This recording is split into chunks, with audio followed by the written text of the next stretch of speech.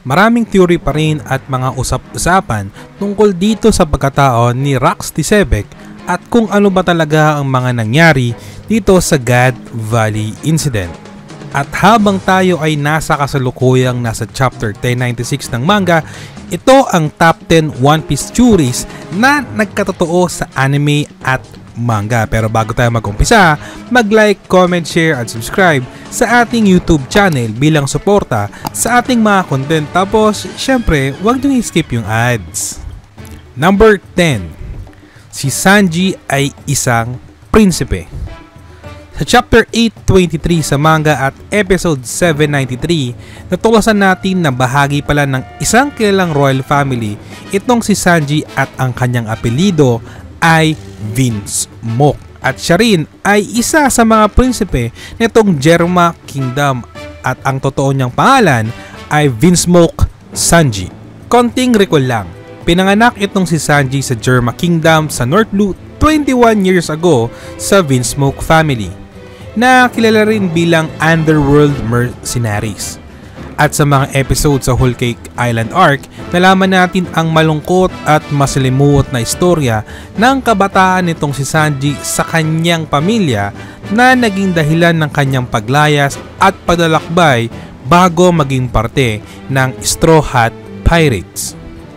Kung gusto nyo pang malaman ang tungkol sa part na to, pwede nyong balikan yung episode 793 sa anime at chapter 823 sa manga. Number 9. Magiging si Chibukai itong si Buggy. Tawang-tawa ako sa tuwing maalala ko kung paano naging warlord itong si Buggy. Sa chapter 700 sa manga at episode 629, nireveal na itong si Buggy ay isa ng ganap na warlord. At isa pa sa mga reference natin ay ang 3D 2Y One Piece movie na isa sa pinaka-paborito kong One Piece film. Kung matatandaan, si Buggy ay naging preso sa Impel Down kasama nila Luffy at sa arc na yon, ina-idolize siya ng iba pang mga preso. Matapos nga ang Summit War at ang time skip, dineclare na bagong Warlord of the Sea itong si Buggy bilang kapalit sa mga natanggal na former si Chibukai na sila Jinbei, Gekko Moria at Marshall de Teach. Number 8. Si Shirahoshi ang Ancient Weapon. Sa episode 569 ng anime at chapter 649, nireveal na Rico Robin na ang lokasyon ng isa sa tatlong ancient weapon na Poseidon ay nasa Fishman Island at nataon na isa itong Serena. Binanggit niya ang koneksyon nila Joyboy at Noah sa Poseidon na nooy nasa Void Century. Kalaunan, nalaman natin na ang Poseidon na tinutukoy ay walang iba kundi itong si Shirahoshi at isa nga sa kakayahan nitong si Poseidon ay ang magpasunod at kumausap sa mga Sea Kings. Makikita at mapapanood natin ang buong kwento nito sa Fishman Island Arc. Number 7. Buhay si Sabo. Sa episode 503 ng anime, pinakita sa episode na ito ang pagsira ng isang world noble na si Saint Jalmak sa sinasakyang bangka nitong si Sabo. Na akala nating lahat ay yun na ang katapusan ng kwento ni Sabo. Matapos nga ang ilang taon at pagkamatay ni Ace, nagbalik itong si Sabo sa Dressrosa upang bawiin ang Mera Mera Nomi sa Don Quixote family at dito rin nangyari ang reunion nila ni Luffy. At habang tayo nagpapatuloy, napindot mo na ba ang like, share, subscribe at hindi ka ba nag-skip ng ads? Kung nagawa mo na yan, comment down below One Piece sa comment section. Now back to the video. Number 6. Si Edward Newgate o Whitebeard ay former crew ng Rock's Pirates. Ang minsan nang tinawag na strongest man in the world at isa sa mga rival ni Gold Roger ay nooy naging crew nitong si Rax Tisebek ng Rock's Pirates. Konti pa lang ang detalye natin kung kailan at bakit sumama itong si Whitebeard kina Sebek at ang reference pa lang natin dito ay ang mga bagong chapter sa manga na nangbanggit na nasa God Valley itong si Whitebeard at kasama nila sila Kaido, Big Mom at ilang pang crew nitong Rock's Pirates. So abangan natin ang mga susunod pa at paparating na chapter sa manga. Number 5. Si Kaido ay isang isda. Isa sa mga theories noon ay ang devil fruit nitong si Kaido ay isang uri ng isda dahil nga sa malakoy na itsura ng tattoo niya sa kaliwang bahagi ng kanyang braso. Kalaunan, nalaman natin na ang totoong tawag dito ay ang Uunomi model Shiryu o sa English translation, ang fish fruit model Azure Dragon na isang mythical Zoan type devil fruit na binase ni Oda sa isang Chinese mythology na tungkol sa mga koi fish na sa oras na ito'y makaahon sa isang talon ay maaaring maging isa itong dragon o isang malakas na halimaw.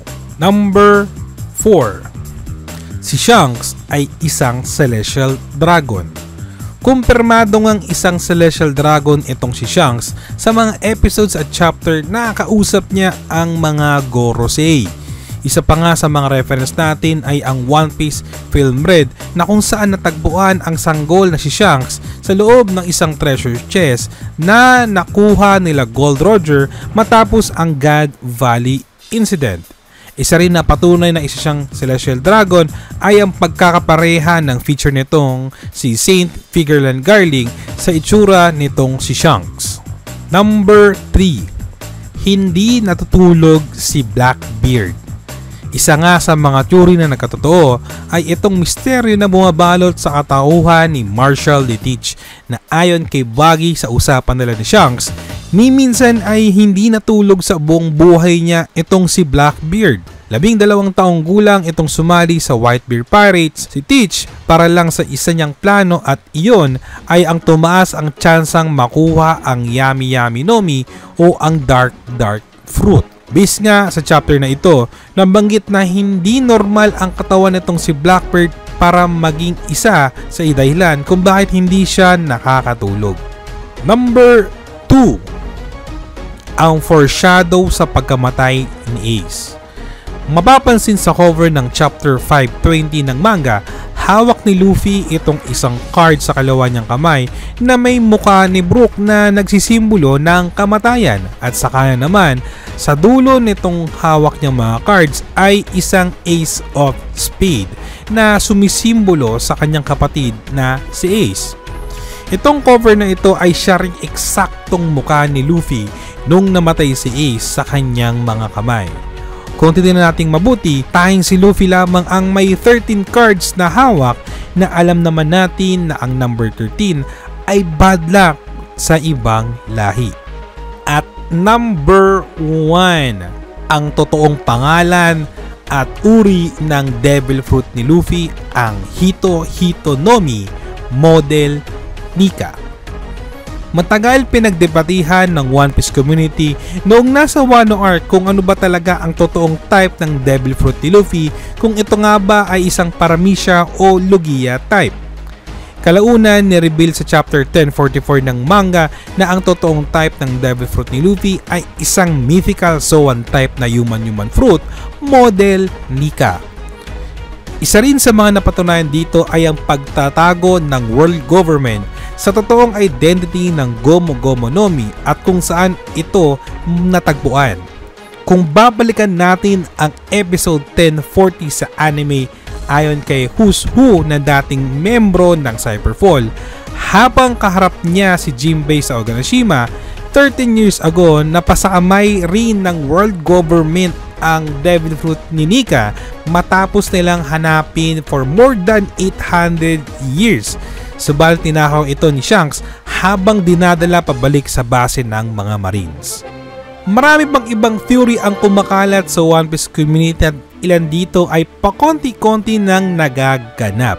Kung meron kang theory, gusto kong marinig nga yan sa comment section at pag-usapan natin. Bago matapos itong video na ito, gusto kong magpasalamat sa mga nagpa-member at patuloy na nagpapa-member dito sa ating YouTube channel.